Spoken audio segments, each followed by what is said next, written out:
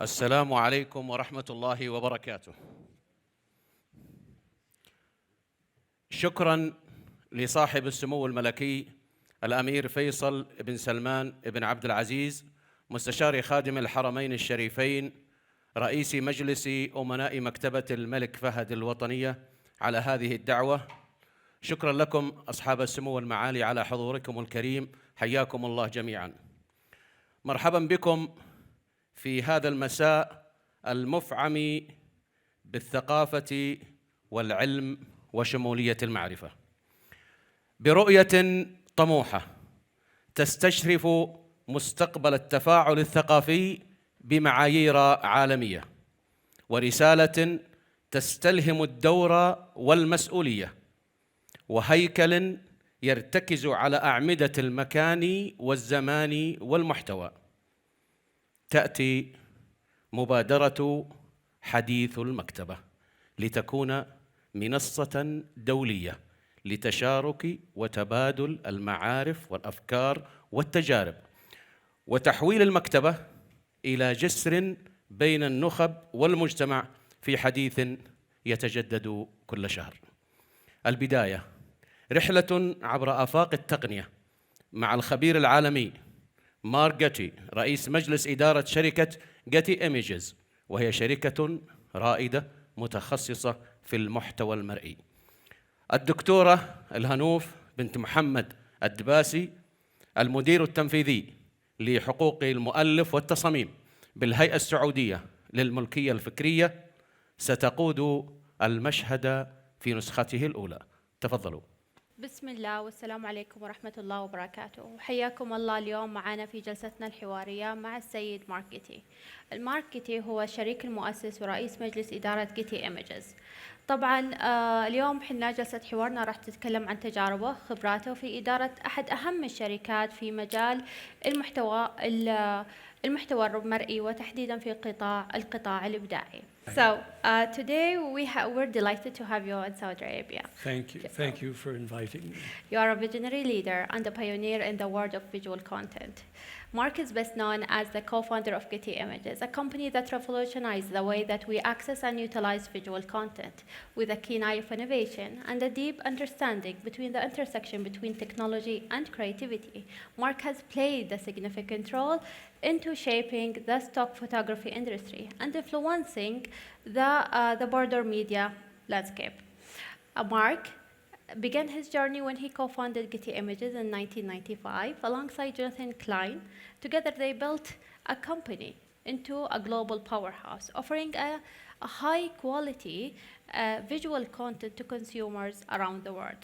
And today, we're delighted to have Mark with us today to shed some of his insights about his experiences, perspectives, and his vision for the future of visual content. So please join me in welcoming Mr. Mark Getty.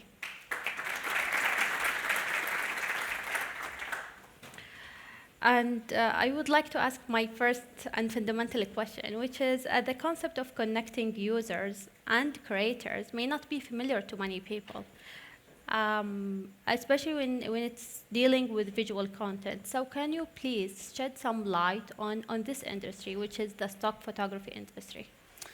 Thank you very much, first of all, as I said, for inviting me here.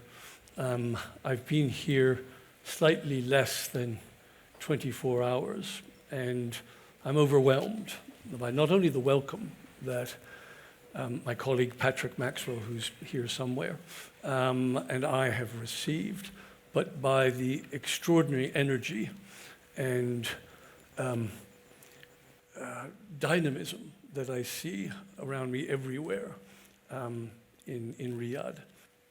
It's my first trip here, and I was saying to someone earlier today, it slightly reminds me of when I was much younger and I made my first trips to New York, which I always thought was kind of extremely energetic, etc. And I'm having that same feeling here. So excited to be here.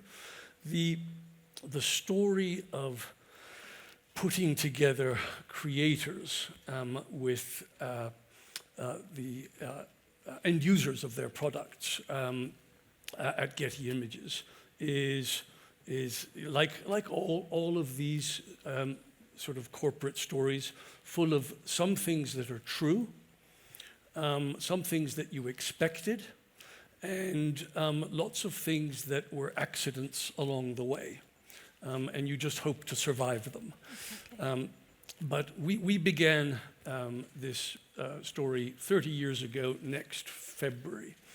And as you can see from the title of this presentation, we began in an analog age. All sorts of things were different about the industry that we operate in, which is fundamentally an industry of capturing the world's experiences visually and being able to curate them and then distribute them to customers around the world. That was what we did 30 years ago on a much smaller scale, and that's what we do today. So that was kind of the principle. I'm making it sound more grand than it really was, because our first Getty Images today is a business which is sort of spans across the globe. It's the largest visual content business in the world. It's certainly the largest archive in the world, over 500 million assets, really covering, thank you, I don't want to forget that. Yeah. Covering so much of the visual global experience. But when we began 30 years ago, it was niche. The industry was niche, my company was niche.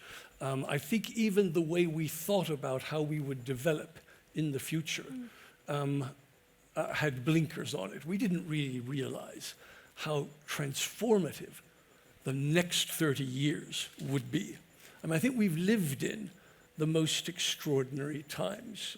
Maybe people always think that, but I don't think you can compare what's happened in the last 30 years to the 30 years before or the 30 years before that.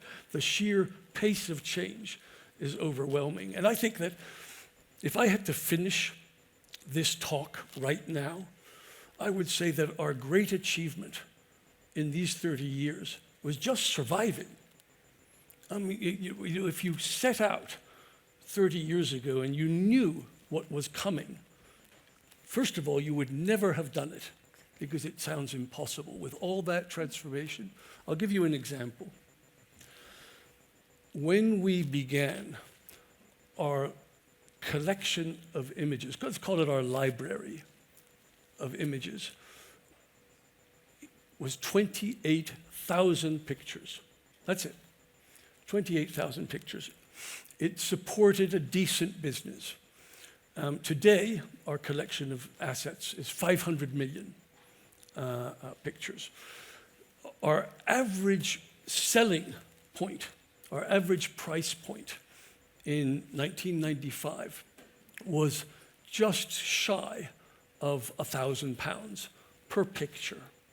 Our model isn't to sell the pictures, it's to license them.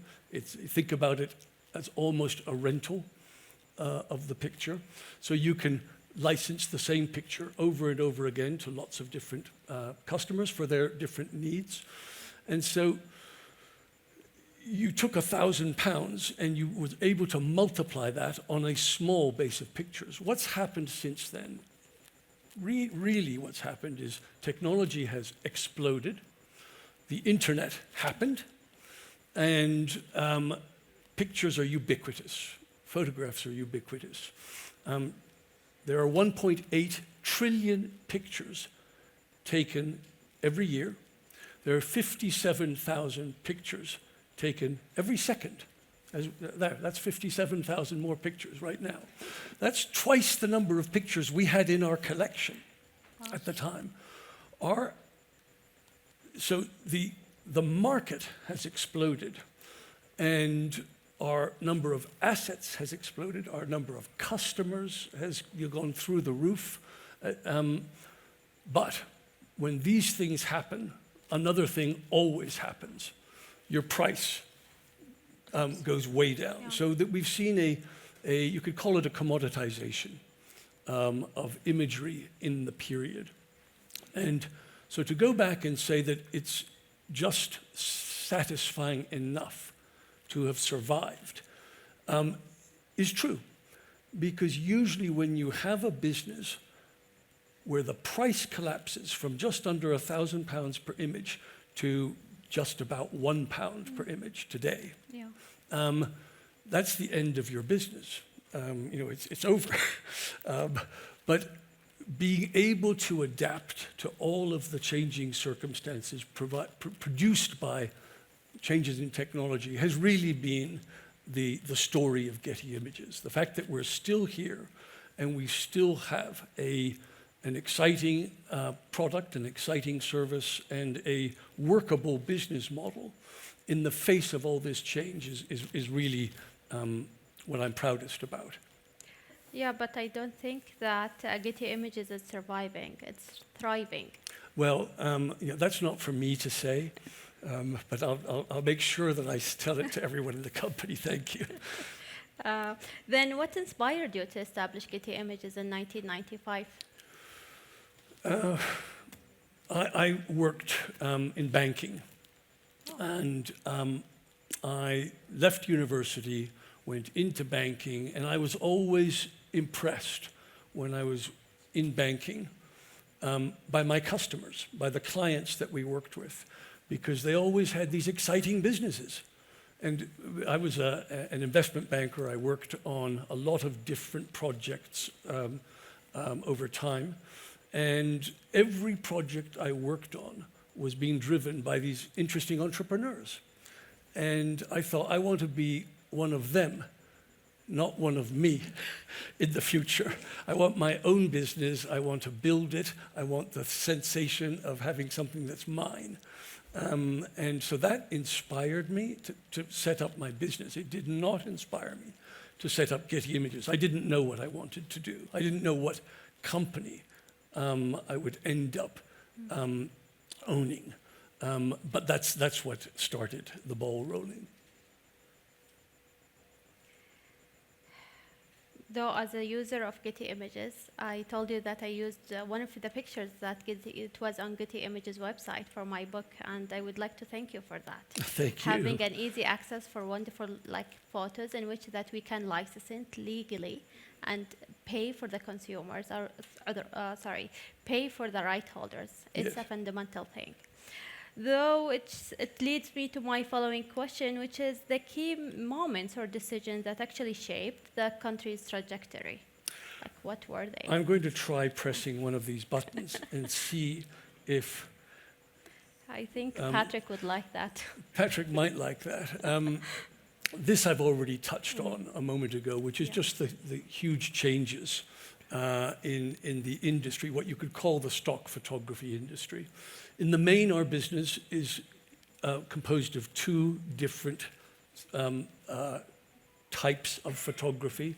Creative photography, which is largely used in the advertising and marketing industries, and editorial photography, which is, of course, used in news media industries. And we are the largest suppliers worldwide of both of those categories of imagery. And as you can see, obviously the market has increased exponentially. I'm not really even sure that today the numbers up there make any sense anymore, because it's endless how much is there. This is what we do. This is, you talked about this a moment ago, which is that you use one of our images for your reasons and to tell your story. And it's why, in a world that's going to produce 1.8 trillion pictures this year, this is why people still come to us in significant numbers. It's because it's not about how many images are out there in the world. It's about being able to solve people's business issues. And what are they? They're really to save them time, to save them money, and primarily to mitigate their intellectual property risk. But on top of that, it's the first thing, which is all of these technological tools which have been developed have also liberated people's creativity. And so, including AI today. So if you look at the history of the development of the internet, the development of tools that allowed you to access pictures digitally and to manipulate the images, you've always been able to increasingly create more and more, and therefore use your imagination as a client. And that's really what our customers do. So I hopefully you found when you were using our imagery that you didn't have to spend a vast amount of time sourcing the image yourself. No, I didn't. Or getting a... It was effective, fast. I decided on the image within like 2 hours. Fantastic. Yeah. 2 hours seems like too much time for me, but nevertheless. And so if you think about it this way, you have a project, you want to do some marketing for your business, you want to tell a story about a financial product that you might that might be in your suite of products, etc. It might be a mortgage. It might be a mortgage that you're trying to sell as a product to customers. How do you get the concept of someone who's acquired a mortgage product from you to them? It's usually in a way that's unexpected. If it was just a dry financial transaction, you would never touch them. You would never create an emotional connection with them. What you really do to be able to sell a mortgage is you want to have a picture of someone in front of their house, someone with a family, someone with obligations, someone who's proud of the new beginning that they've entered into in life. That's how to talk about a mortgage. I think you would even do that if you were selling a mortgage and not the picture. And so your alternative to get that picture is to go out and commission a photographer and try and capture the essence of what I've just talked about. It's possible, it happens all the time, but it's a one shot. Generally, you'll fail. Whereas with us, what we were basically doing is we've got so many different choices for you to tell that same story that you're saving time. That's where the time comes. And you're saving the money because it costs a lot less. And you protect intellectual property as well. And the last point, thank you. A very important point. Very. And so going back to our question, the key moments or decisions that actually shape the company's trajectory. So many key moments. I'll never forget a couple of them. When we began, of course, it was analog. What does that mean? It means that everything that we produced and distributed was physical. It was a physical object. So if a customer wanted a picture, we had to deliver it physically to them. So how do you do that? It was a negative. Yeah. A negative, having a physical product means that you have to be in the same location as your customers. So we needed offices all over the world that were basically storage facilities for copies of physical negatives. And every time a customer said, I'd like a picture of the skyline of Riyadh, we'd get someone on a motorcycle to go and deliver the picture. It's a very clumsy business. Most of your cost is wrapped up in property to store images. And that couldn't obviously continue for long. The internet came along, solved that problem. Everything becomes digital. But the images became digital, but our customers didn't.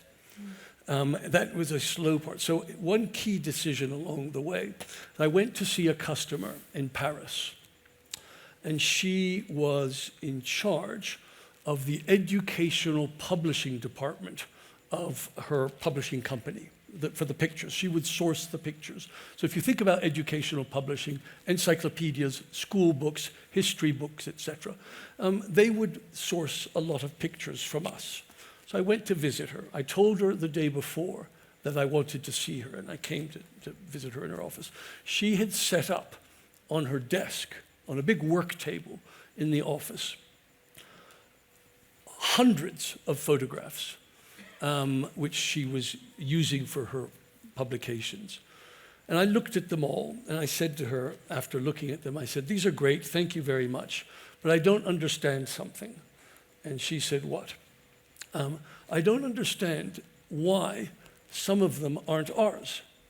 That you've got pictures which we could supply because we have them, but they're from someone else. Obviously, my business is to sell all the images I can. And I said, why is that? And she said, I'll tell you why. It's really simple. She said, because my job is to convince my boss that I'm working hard. And so every morning I come into the office, I say hello to my boss, and I get on my bicycle and I drive around to each of the different photo agencies, and I come back with all these pictures. If I didn't do that, I would be out of a job. Now that was a big lesson for me.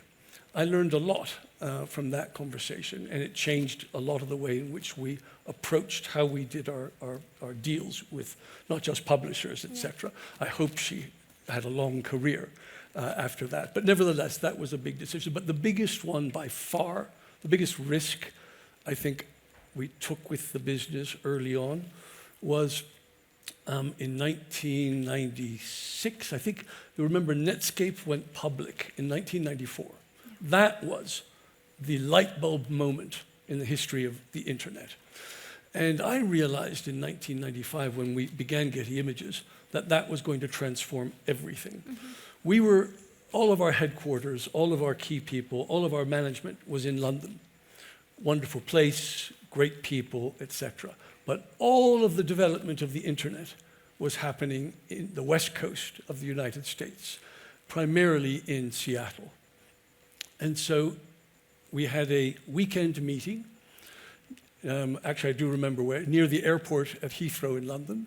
Took the whole management team to this meeting and told them that they were all moving to Seattle. Everyone, with their families and everything else. Because I was convinced that the pace of change on the West Coast in the US was 6 to 12 months faster than in the UK. And if we could get onto that, we would succeed. And so everyone moved to Seattle. So that was kind of a key turning point in our business. That's fascinating, actually. And I believe that there is a video in which that... There might be a video. It's not, this is a lot of what I've already talked about, which is all of these changes. On top of it all, it's 30 years, so lots of things could happen to any business in 30 years. We've not only grown the business very significantly, we've acquired well over, it says here, over 100 companies. It's well over 100 companies, etc. We've gone public twice. We've been bought out twice by private equity. So I view this whole story as a real adventure. And maybe it's the way we all look at our lives. Certainly it's the way I like to look at my life.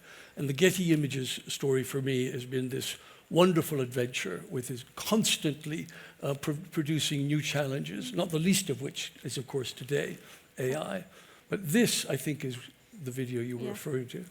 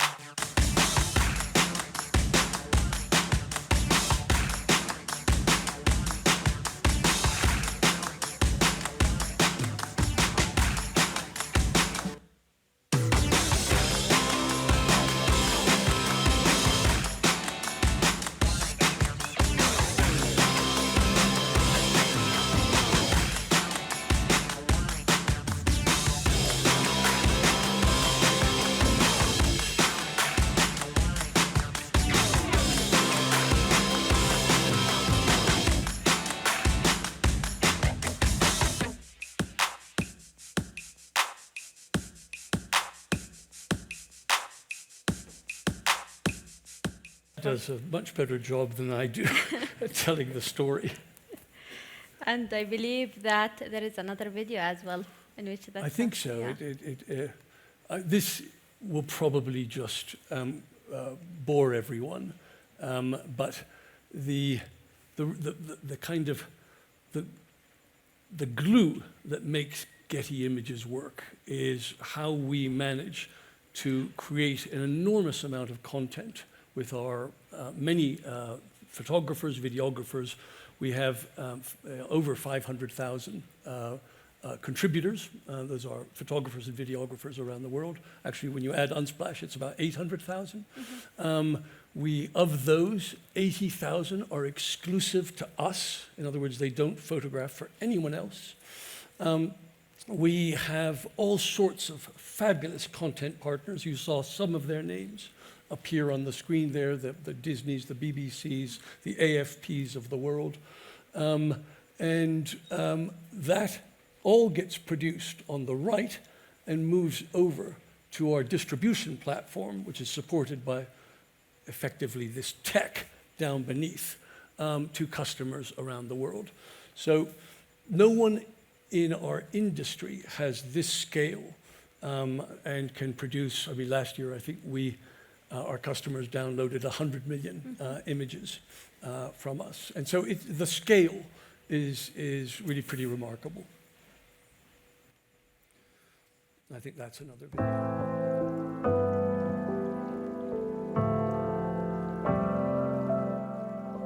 You can see it in their faces, who they are, what they do, how they feel. And with our visual GPS data showing that 83% of people globally believe that seeing diversity is key to driving empathy, brands can use video portraits like these to tell more authentic stories, share more diverse perspectives, have a stronger impact, all without saying a word. Our exclusive video portraits expand on which stories are told and give previously marginalized models their turn in the limelight, a growing trend that 1 in 4 consumers want to see more of. The cinematic approach to these portraits drives visual interest and fosters an emotional connection. From tracking shots that establish setting, to low-angle tilts that present the central character as powerful, confident, and strong, the camera position and motion become as much a part of the story as the models themselves. Here, the eyes add more context. Holding our gaze, we glimpse into their world, their experience, their emotions, provoking a powerful sense of human connection and meaning. Well-crafted video portraits like these convey a tangible bond between camera and subject, something that can be felt by the viewer, provoking thought, inspiring action, or simply reminding us of our humanity. See how your videos can create impact by challenging biases and changing perceptions at visualgps.com. I want to say a couple of things about this visual GPS. What is it? You can't talk about the future and therefore think about how do you even invest your capital to know what pictures to produce without being able to think about what will people want tomorrow? Where do we go from here? And so we spend an enormous amount of time inside the company working with all the data that we receive. So if you think of all of those customers and all of those searches, so 2.8 billion searches a year, they're all looking for things and we know what they're looking for. So we can track what the global population is actually interested in. We then, on top of that, do qualitative checks and qualitative studies. So we do, every year, we do 2 in-depth research projects with 7,000 customers each time to ask them about where they are in their image needs today and what they think they need for the future. So we call that, we roll it up together as a kind of visual GPS. In other words, a GPS for our imaginations. Where do we go from here? And it's incredibly useful for our 80,000 exclusive photographers because we feed that data to them and they take the pictures based on that. So our library is constantly being refreshed by really relevant imagery. What you saw in the first video is incredibly important. We live in a consumer-driven world. We can forget the world of the 20th century, which was fundamentally a producer-driven world. A consumer-driven world means that their aspirations, their goals in life, eventually take precedence over everything else. And they also don't have any patience for the inauthentic and the unreal in life. And so our business, as well as everyone else's business, needs to be able to speak honestly to consumers and to be authentic with consumers about their lives, not maybe about the way we might live our lives, but about what they want in their lives. And all of that 20th century advertising where everyone was happy and everyone was beautiful all the time forgot about everyone else who might not have been happy, who might have been poor, who might not have been beautiful. And for our business, and I think for all of our customers' businesses, to be able to speak honestly about everyone is transformative. So really that's what we're trying to achieve, both with visual GPS and with the way in which we repopulate and refresh our library of creative imagery. Some of that, I just said, may be captured by this slide, but not everything. This slide really says that there are 3 categories of creative imagery that we produce for customers who are marketing things. On the left, we can actually work with you to shoot exactly what you want. So we can work with you on what we call custom content, which is you tell us exactly what you need for your project, and we will supply you with the photographers to make it happen. Then we have pre-shot images. We've talked about that. That's a library. And now, of course, we're in today's world, which is generative AI and artificial intelligence. So we launched our product, as you're aware, last August. Yes. Our generative AI product. And I believe we're going to cover it in the next section. We're going to cover it. Yeah. I'll let you ask me the questions. Which is, how does Getty Images actually ensures IP rights and fair compensation for creators, and as well as ensure that everyone get basically paid in the process of licensing, granting authorization to use the photos that are displayed on Getty Images? All of our contracts with our contributors are fundamentally the same.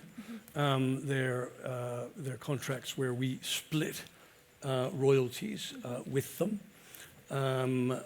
In different types of photography, the split will be different. In sports, for example, where the photographers are fully employed by Getty Images, there isn't a split. We own the assets entirely. But fundamentally, that's the way the industry works. It's not just Getty Images. The whole industry shares its royalties, the revenues, with the creators. One of our key jobs isn't just to make sure that our customers save time, money, etc., but it's to reward the creators of all this photography. So and that's what we do. Did artificial intelligence actually influence or affected the process, or didn't? In the AI imagery that we have, so in other words, generative AI by Getty Images, we also share the revenues with our creators. And the system is different because AI is obviously new, and we've yet to figure out how it's going to scale as a product line for Getty Images as well as for the rest of the industry. It's all we're talking about today. Everyone has their own AI experience. We have ours. It's still in its infancy. I think we're going to discover lots of things, but one thing will not change, and that is that we represent photographers and we represent creators. And so we will always be in the business of sharing the royalties with our creators, whether it's AI or custom content or pre-shot library imagery. And I would like to say, as an executive director for copyrights, I'm so glad to hear that. Oh, good. Good. I'd be worried if you were thinking it would be a different answer. Okay, and leading to my following question, which is, what kind of advice would you give to aspiring entrepreneurs, whether Saudis or internationals, in the creative industry? In the creative industry? I don't know. The advice I would give, first of all, I'd give it to everyone, whether they're in the creative industry or not, is you have to want to do your own thing in life. Life is this obviously wonderful journey we all go on. It's it's incredibly rewarding if you feel a sense of ownership about your own life. And entrepreneurship is really just that. Someone asked me a few weeks ago, I was at a conference, and it was a conference for wealthy family offices. And the question in the breakout group to me was, how do we make our children into entrepreneurs? How do we get them used to the idea of risk? Because they've always had wealth. And I said, well, it's really simple. You think this is more complicated than it is. Everyone who ever has a job knows what risk means. Risk is not knowing whether you'll have the same job the next day, whether you'll be paid the same, whether the company will go bankrupt, etc. It's a common human experience. If you protect people from that too much, you will never build an entrepreneur. So my advice to all young people, whether they're creatives or not, is to go out into the job market, experience risk directly, and then hope to build something of their own. Entrepreneurs don't have to build companies like Getty Images, etc. They can build a restaurant. They can build whatever it happens to be. They're all rewarding in their own ways if you personally have that sense of ownership. That's wonderful. And with this, we wrap our conversation. I want to extend a sincere thanks to you, Mark, for coming to Saudi Arabia and for sharing your valuable insights and experiences with us today. Your vision and leadership in the world of digital media has undoubtedly left a valuable mark in the industry and inspiring countless entrepreneurs into this industry and to other industries. And it's been an honor to moderate your session. And I greatly appreciate your time and generosity in sharing your wisdoms with us today. To the audience, thank you for coming. We hope that you found this conversation as enlightening and inspiring as I did. Thank you again, Mark. Thank you all very much. Assalamu alaikum wa rahmatullahi wa barakatuh. Thank you. Thank you, Mark.